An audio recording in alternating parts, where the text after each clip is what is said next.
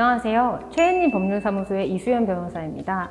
오늘은 대표님들을 위해서 스타트업을 위한 이용약관 및 개인정보 처리 방침 작성 시 주의사항에 대해서 말씀드리도록 하겠습니다. 대표님들께서 가장 먼저 물어보신 내용들이 계약과 약관의 차이가 무엇인가요에 대해서 가장 먼저 물어보시는 경우가 많으신데요. 계약이란 2명 이상의 복수 당사자에 대립하는 의사의 합치라고 말씀을 드립니다. 이렇게 설명을 드리면 좀 어려울 수도 있겠지만 저와 상대방 계약 당사자 간에 우리가 이렇게 계약을 서로 구성하자라고 하는 그 의사가 합치가 되었다고 설명을 드리는 것이고, 결국 계약의 내용은 권리 및 의무 관계의 규정을 목적으로 하는 것으로 당사자 간에 서로 대등한 관계에서 1대1로 함께 관계를 구성을 해서 계약을 체결했다고 보는 경우가 많습니다. 반대로 약관의 규제에 관한 법률 제2조 제1호에서는 이렇게 설명을 하고 있는데요. 그 형태나 명칭, 범위에 상관없이 계약의 한쪽 당사자가 여러 상대방과 계약을 체결하기 위해서 미리 마련한 계약의 내용이라는 것입니다. 즉 계약이기는 하지만 통상적인 계약의 경우에는 1대1 또는 1대2 등으로 서로 간에 어느 정도 소통을 통해서 공평한 내용으로 구성이 되어 있지만, 약관의 경우에는 한 명이 일방적으로 먼저 그 내용을 구성을 했기 때문에 상대방에 대해서 아무래도 좀 그 계약의 내용에 참여할 수 없었고, 그런 부분에서 좀 약관법으로 규제가 될 필요가 있다고 판단한 경우에 약관이 됩니다. 보통 저희가 통상적으로 볼 수 있는 약관은 이제 온라인 회원가입을 하실 때 많이들 클릭하시는 서비스 이용 약관이나 그 은행 등에서 보실 수 있는 금융거래 약관 등이 있습니다. 이렇게 이제 약관을 작성하고자 할 때 보통 이제 대표님들 또는 사업자분들께서 많이 고민하시는 내용이 이것입니다. 그럼 약관을 작성을 해야 되는 건 알겠는데 어떤 식으로 그 내용을 구성을 해야 될까라는 것인데요. 앞서 말씀드렸다시피 약관은 계약이라는 것이기 때문에 그 계약은 우리가 소비자, 우리 거래 상대방과 어떤 식으로 계약을 체결하고 싶은지를 생각하시면 됩니다. 이때 그 내용으로는 당연히 우리 회사가 어떤 서비스를 제공할 것인지, 이 서비스를 제공하면서 어떤 대가를 받을 것인지, 그와 관련한 이제 회원과 우리 간의 권리 의무 관계에 대해서 규정을 하시면 되는 것인데요. 이때 보통 저희 이제 사무소에 많이 질문을 주시는 내용이 면책 조항을 넣는다든가, 이용료를 지급을 안 하면 그 이용료에 대해서 좀 높은 이자를 받고 싶은데 괜찮을까요? 또는 만약에 혹시 우리 고객과 소송이 제기되면 우리 회사 쪽에서 법원에서 소송이 가능할까요? 에 대한 질문을 많이 하십니다. 근데 이제 이때 등장하는 것이 바로 약관법인데요. 약관의 규제에 관한 법률은 이 제1조 목적에서 확인하실 수 있듯이 사업자가 그 거래상의 지위를 남용해서 불공정한 내용의 약관을 작성해서 거래에 사용하는 것을 방지하고자 하는 것에 가장 우선적인 목적이 있습니다.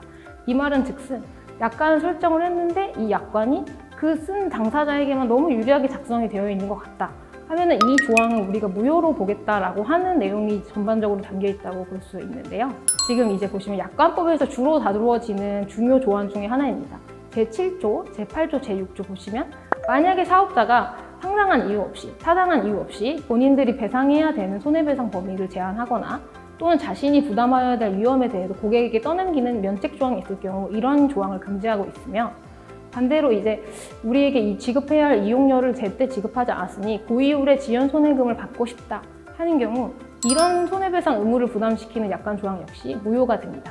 그 다음이 이제 재판관할 합의 조항에 대한 부분인데요. 요즘 사업을 하시는 대표님들의 경우에는 전국적인 이제 사업을 온라인 사업을 하시는 경우가 많아서 제주도, 서울 어디든지 이제 그 사업상의 서비스를 제공받으시는 경우가 많습니다. 그렇기 때문에 만약 제주도에 있는 고객이 우리 회사에 대해서 소송을 걸 때 만약에 꼭 서울에 있는 특정 관할 법원에서만 소송을 하고자 하는 조항은 당연히 불공정한 조항이 되겠죠. 그러므로 약관법에서도 제14조에 따라서 이런 합의 조항을 무효로 보고 있습니다. 이러한 이제 예시된 조항 외에도 그 외에 이제 신의성실 원칙을 위반해서 공정성을 잃거나 고객에게 부당하게 불리한 조항은 모두 무효가 됩니다.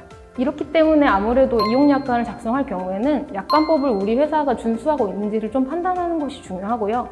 그렇지만 약관법에 대해서 너무 엄격하게 준수할 경우에는 또다시 이제 우리 회사에게 좀 부적절한, 너무 공정한 약관이 될 수 있기 때문에 어느 정도 선에서 우리가 타협을 하는 것이 중요할까를 판단하는 것이 중요합니다. 저희가 많이 추천드리는 것이 타 회사의 약관을 확인하는 것인데요. 예를 들어서 저희 회사가 쇼핑몰을 운영하고 있는데 선두 업체인 쇼핑몰이 있다면 그 쇼핑몰의 이용 약관을 확인하는 것도 많은 도움이 됩니다. 해당 쇼핑몰이 우리와 비슷한 사업을 운영하면서 실제 고객과의 사이에 발생한 법률 분쟁 등이 있으면 그 분쟁 등에 대해서도 이제 미리 제시해놓거나 이미 약관의 조항으로 포함시켜 놓을 가능성이 높으니까요. 또 반대로 공정거래위원회가 제시한 표준 약관을 참고하는 것도 한 방편이겠습니다. 공정거래위원회의 약관은 약관법을 준수하면서 작성이 된 것이기 때문에 좋은 도움이 됩니다. 하지만 만약 이러한 부분이 있더라도 우리 회사만의 고유한 BM이 있다면 이 BM이 이용 약관은 잘 반영되었는지에 대해서는 꼭 체크할 필요가 있습니다. 시장에 현재 진출해 있는 업체들의 경우에는 그 업체들이 이미 우리 회사와는 어느 정도 좀 다른 서비스를 제공하고 있는 것이기 때문에 저희 회사가 새롭게 사업을 시작하는 것인데요. 그런 만큼 저희 회사만의 고유한 BM이 있기 마련이고 이 BM이 실제로 사업이 가능한 것인지, 그리고 이 BM이 우리 이용 약관에서 문제없이 반영되었는지, 그리고 이 BM과 관련한 면책사항도 잘 규정이 되었는지를 꼭 체크하실 필요가 있겠습니다. 그래서 이렇게 만약에 우리 회사만의 고유한 BM이 있다면 당연히 타 업체와는 달리 반영돼야 되는 부분, 예를 들어서 우리 회사의 서비스만의 특유한 부분이나 그 특유한 부분으로 인해서 면책사항에 반영되어야 되는 부분 등이 잘 반영되었는지를 꼭 체크하실 필요가 있겠습니다. 감사합니다.